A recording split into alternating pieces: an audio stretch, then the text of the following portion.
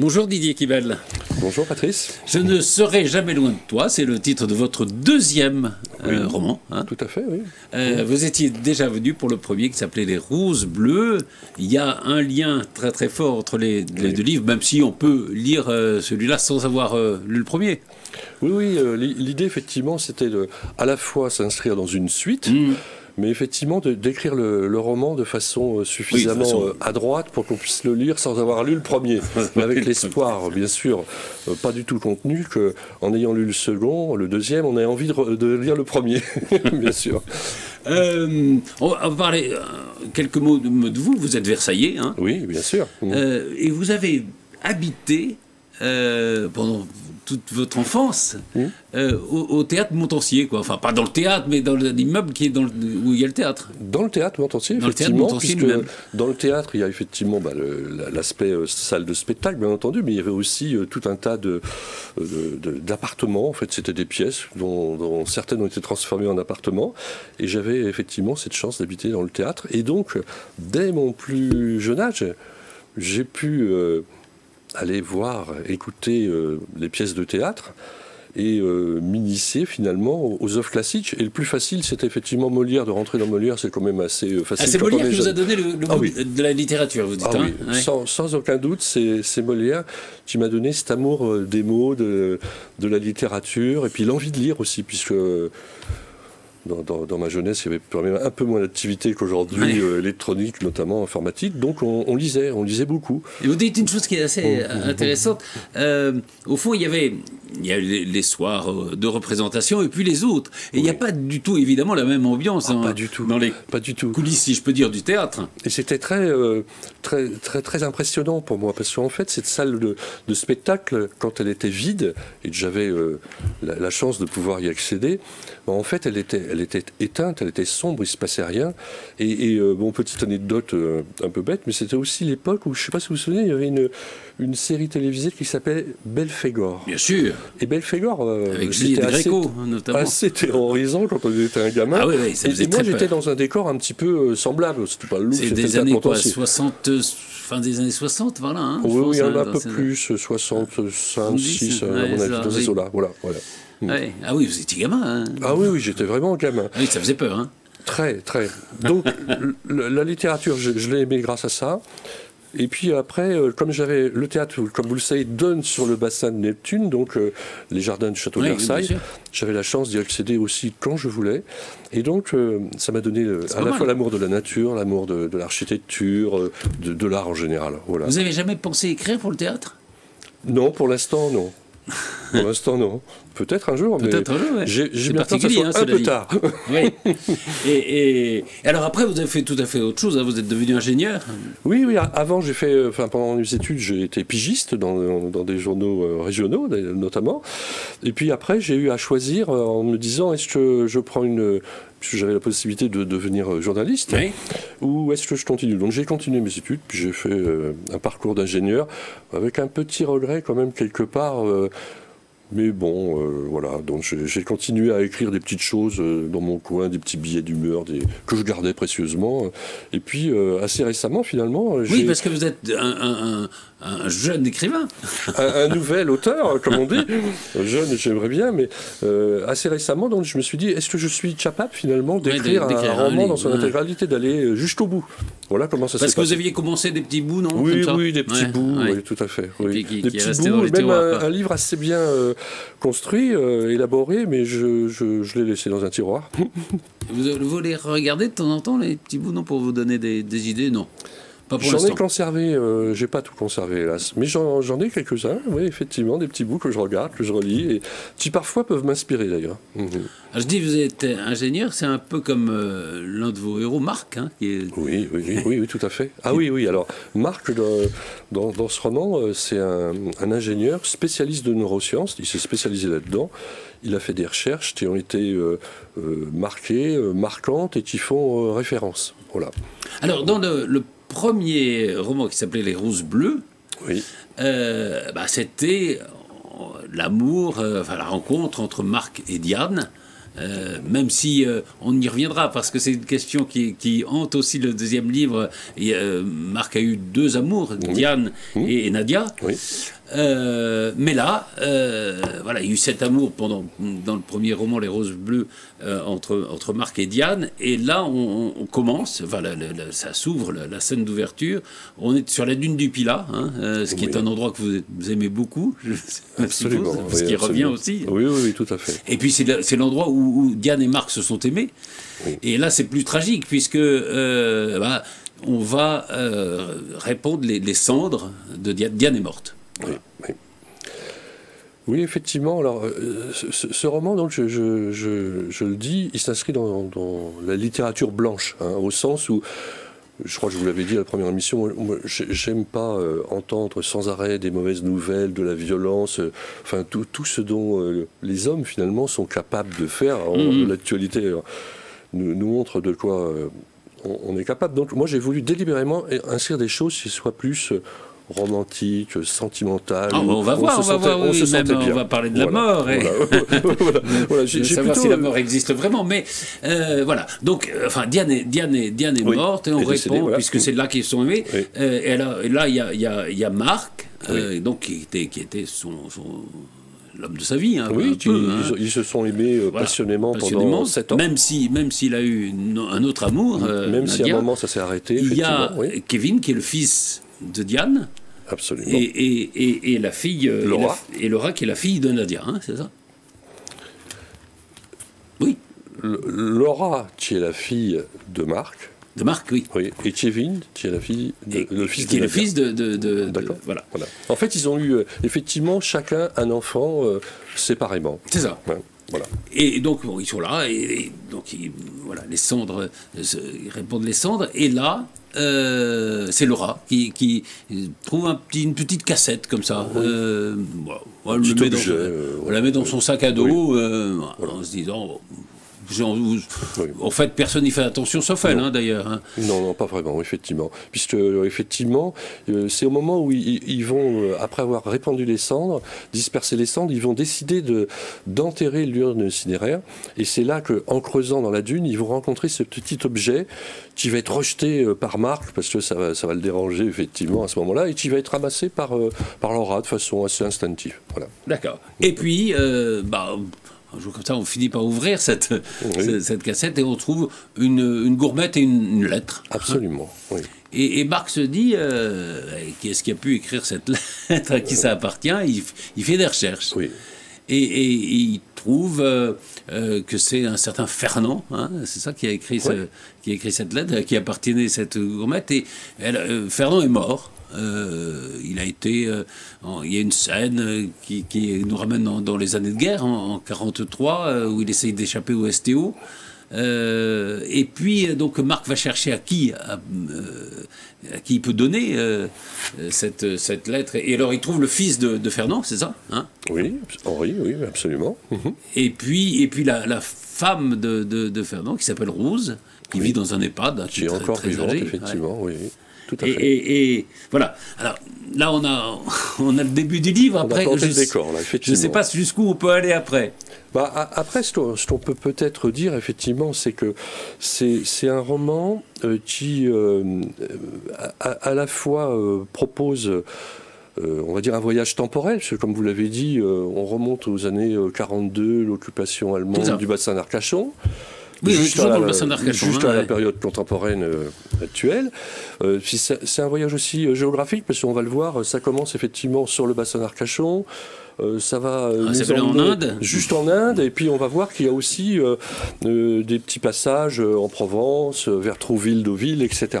Voilà. Alors, et puis la dernière chose, si vous permettez, Patrice, c'est que c'est aussi un voyage que j'appelle spirituel, au sens où effectivement on va avoir des choses qui vont se passer au niveau du mental, au niveau de la recherche. Voilà, on peut dire quand même, dans cette lettre qui est retrouvée de ce Fernand qui est mort, il sait qu'il va mourir, en fait, et en gros, c'est lui qui dit à Rose, sa femme, je ne serai jamais loin de toi. En fait, en gros, c'est ça. Hein. Est-ce que je vais vraiment mourir, d'ailleurs? Est-ce que je reviendrai d'une autre façon? C'est l'énigme qu'il laisse un peu dans cette lettre. Et vous allez trouver cette Rose dans un EHPAD. Vous avez été très marqué par le Covid ou pas? Parce qu'il y a beaucoup de pages sur les gestes barrières, les masques. Non, je pense. Non, j'en ai pas mis trop. J'ai juste voulu dire à un moment, comme cette dame est très âgée en EHPAD, qu'il fallait prendre une petite des précautions sanitaires pour pouvoir discuter avec elle sans remettre en cause sa vie. Non, je n'ai pas été spécialement marqué. Simplement, c'est un épisode qui nous a tous touchés. Donc voilà. Ça m'a amusé. On peut quand même, sans tout dévoiler, bien sûr. dire que il y a des coïncidences entre ce Fernand qui est mort et Diane dont on a dispersé les cendres. Absolument. Sur la dune du Pilat. Quand Henri, effectivement, pas quand Henri, quand Fernand est décédé, donc celui qui avait enterré la petite boîte... C'est la même année Voilà, c'est la même année que la naissance de Diane. Que la naissance de Diane. Et puis il y a effectivement pas mal d'autres coïncidences, d'autres hasards qui vont effectivement... Marc avait offert des roses bleues, qui étaient les fleurs préférées, les roses à Diane. Oui. Il se trouve que la veuve de Fernand s'appelle Rose. Oui, il y a vraiment beaucoup de choses qui coïncident et qui, encore une fois, vont jeter le trouble, vont perturber considérablement même l'esprit d'un scientifique comme Marc. Qui est plutôt rationaliste. Voilà.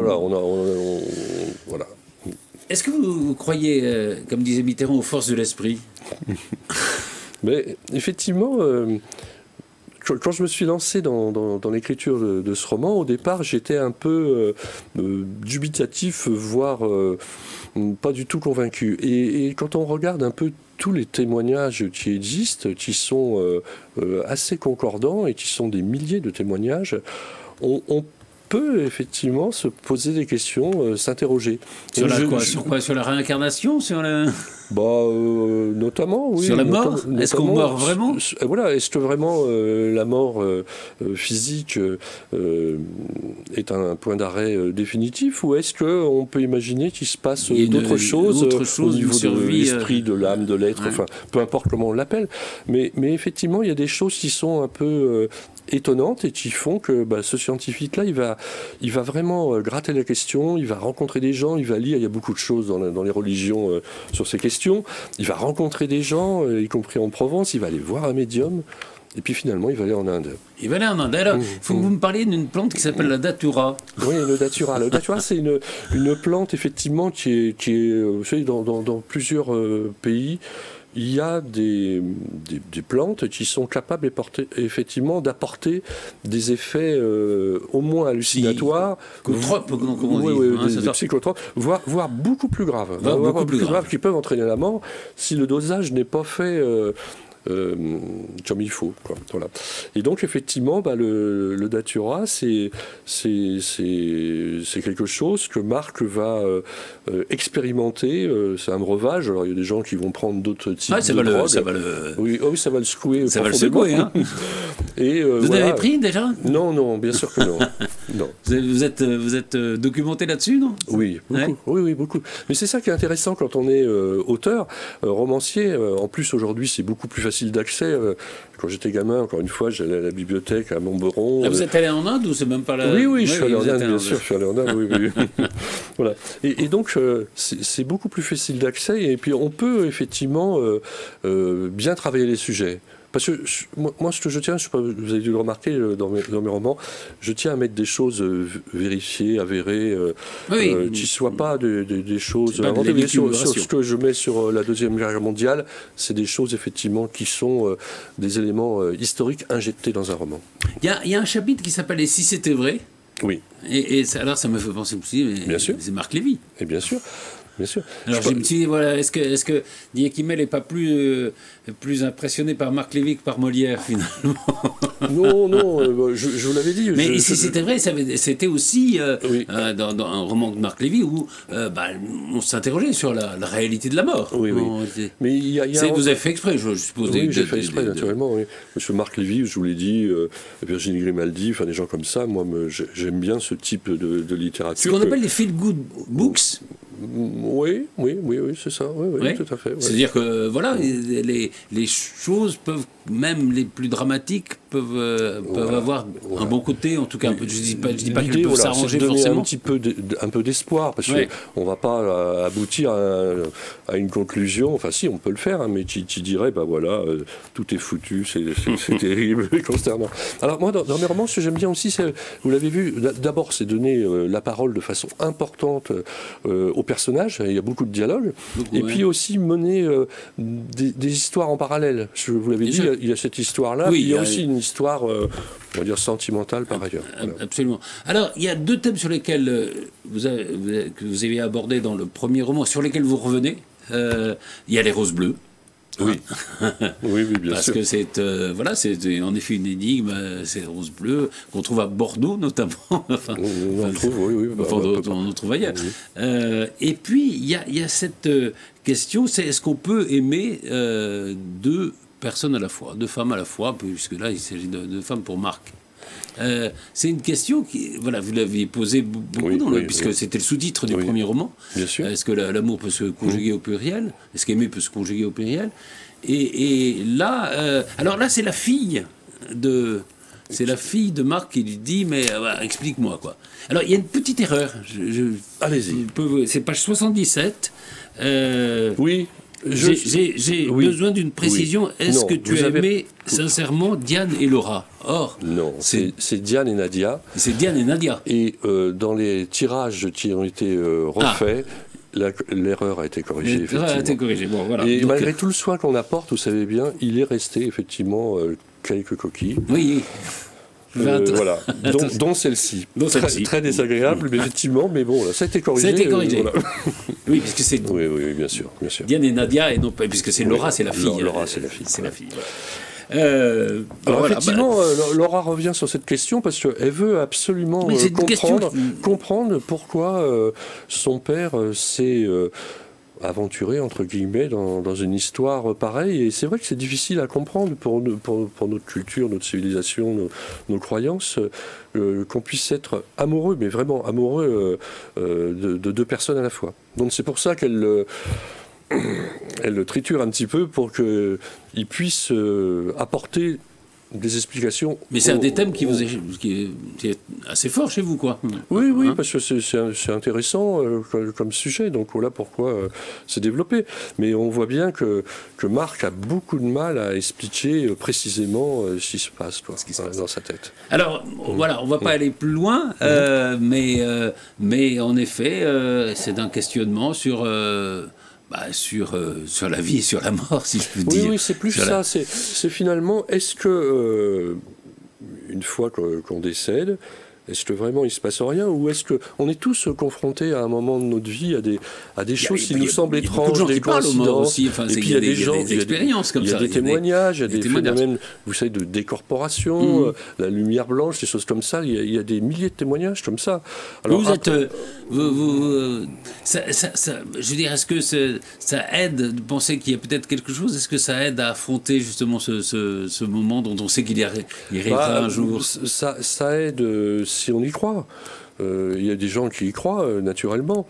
Maintenant, il faut en être persuadé. Moi c'est ça que j'essaie de montrer, toutes ces questions, toutes ces interrogations qu'on peut avoir, et puis finalement, toutes ces absences de certitude. Parce que finalement, personne n'est capable de dire scientifiquement et définitivement, une fois que vous êtes décédé, il n'y a plus rien après. Personne, encore une fois, n'est revenu pour, si ce n'est ces expériences vous savez, de mort imminente, dont on a des témoignages, mais qui bien sûr sont sujets... Et qui sont... C'est très intéressant parce qu'ils sont très semblables. Ils sont très semblables, c'est ça. Très... Voilà. Alors, on revoit sa vie, on est dans un tunnel, voilà. etc. Mais vous savez, bon, là, on n'a bien sûr pas le temps, mais il y a beaucoup d'expériences et de scientifiques, de neuroscientifiques qui se sont penchés sur cette question et qui essaient d'expliquer finalement qu'il y a peut-être des explications plus rationnelles entre la survie, entre guillemets, du cerveau par rapport à celle du cœur, qui reste encore qui expliquerait que... Voilà. Mais on avait même pesé l'âme aussi. Hein. Voilà, le poids de l'âme. Mais en fait, c'est tellement... mais c'est tellement passionnant comme sujet quand on gratte un peu les choses que je suis en train d'écrire un 3e roman, et ce 3e roman, figurez-vous, bon, j'ai dit, comme ça fera une trilogie, et puis on arrêtera là sur ce sujet après, où là, Marc, il va se retrouver embarqué dans une étude scientifique où on va essayer justement d'apporter une contribution pour dire est-ce que oui ou non l'âme, l'esprit, peu importe, existe. Voilà. Alors donc c'est un challenge un peu compliqué dans lequel je me suis lancé parce que pas facile d'apporter une démonstration ou une contribution, mais c'est passionnant. Voilà. Je ne serai jamais loin de toi, c'est aux éditions Le Lys bleu comme les roses. Oui, absolument. Bleu comme les roses.